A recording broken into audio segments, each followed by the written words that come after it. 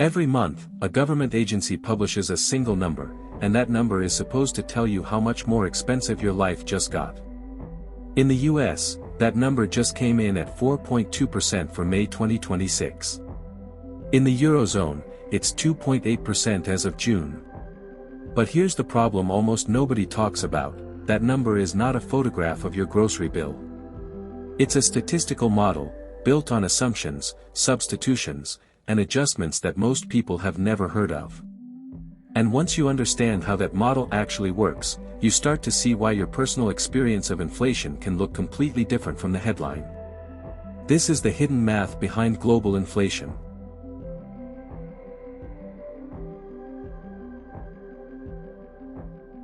Inflation is measured using something called a price index, and the most common method, the one behind the US Consumer Price Index, uses a formula called the Laspeyres Index. The idea is simple on paper: pick a fixed basket of goods and services that represents what a typical household buys, then track how much that exact basket costs over time. But real households don't behave like a fixed basket. When beef prices spike, people buy more chicken. When gas gets expensive, some people drive less. This is called substitution bias, and it means a fixed basket index tends to overstate how much the cost of living actually rose, because it assumes you keep buying the same things even as prices push you to switch. This isn't a fringe criticism.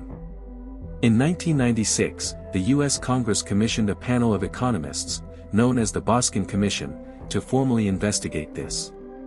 Their conclusion: the CPI was overstating inflation by roughly 1.1 percentage points per year, due to substitution bias, quality changes, and how new products entered the index. Here's a stranger wrinkle in the math. Statistical agencies use something called hedonic quality adjustment, a method that tries to separate a price change caused by inflation from a price change caused by the product simply getting better. If a new smartphone costs 10% more than last year's model, but it also has a better camera, more storage, and a faster processor, statisticians will estimate how much of that price increase reflects genuine quality improvement, and subtract that portion from the inflation calculation. The US Bureau of Labor Statistics has used this method since the 1990s, and it's applied to categories like electronics, vehicles, and telecom services. This isn't manipulation, it's a genuine attempt to measure the cost of the same underlying value over time. But it does mean that when you feel like everything costs more, part of the reason your feeling and the official number diverge is because the official number is quietly asking a different question than you are. To correct for the substitution problem, economists developed alternative formulas. The POSH index flips the logic: it uses today's spending basket instead of a fixed historical one. Averaging the two together mathematically produces what's called the Fisher Ideal Index, which economists generally regard as a more accurate approximation of true cost of living change over short periods. The US now publishes a related measure, the Chain CPI, or CCPIU, specifically designed to account for consumers substituting between goods each period rather than assuming fixed buying habits. As of May 2026, the Chain CPI showed a 3.6% annual increase, compared to 4.2% for the standard CPIU, a gap of 0.6 percentage points, entirely explained by how the two formulas handle substitution.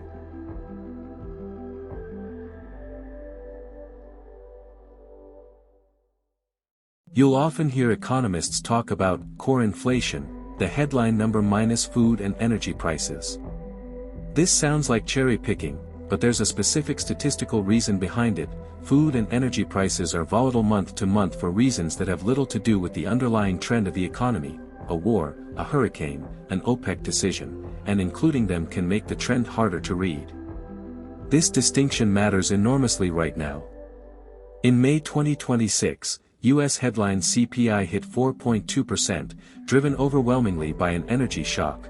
Gasoline prices alone jumped over 40% year-over-year, tied to the conflict involving Iran disrupting oil supply. Core inflation, excluding food and energy, came in lower at 2.9%. Neither number is the real one. They're answering different questions. Headline tells you what you're actually paying today, core tries to tell you where prices are heading once the shock passes.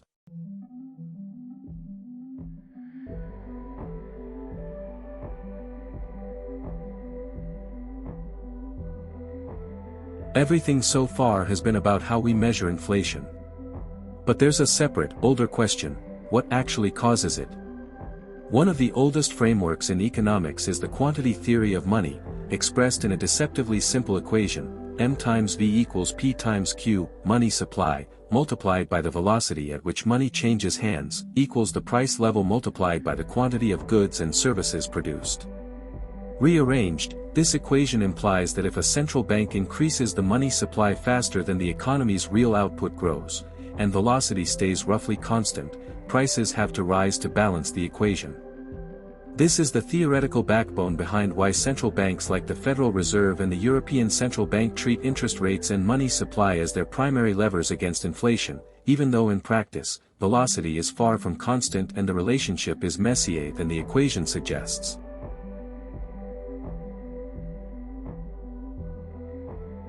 Right now, in mid-2026, the global inflation picture is a live demonstration of everything we've just covered.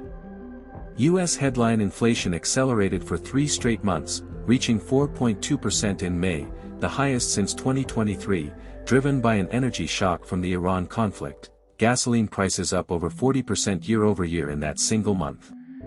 The Eurozone tells a slightly different story. Annual inflation eased to 2.8% in June, down from a peak of 3.2% in May, as energy price growth cooled from 10.8% to 8.7%. Same global shock, different trajectories, because each economy's exposure to energy imports, currency strength, and monetary policy response varies. This is why comparing inflation across countries without understanding the methodology and the underlying shock can be deeply misleading. You're not always comparing the same thing. So the next time a headline says, inflation is 4.2% or 2.8%, remember what that number actually is: the output of a model built on a specific basket, a specific substitution formula, specific quality adjustments, and a specific decision about what to include or exclude. None of this means the number is fake or manipulated. The methodology is public, peer-reviewed, and consistently applied. But it does mean the number is an approximation of a very complex reality, not a direct mirror of any single person's cost of living. Understanding the math behind it doesn't make inflation less real. It makes you far harder to mislead by it, in either direction.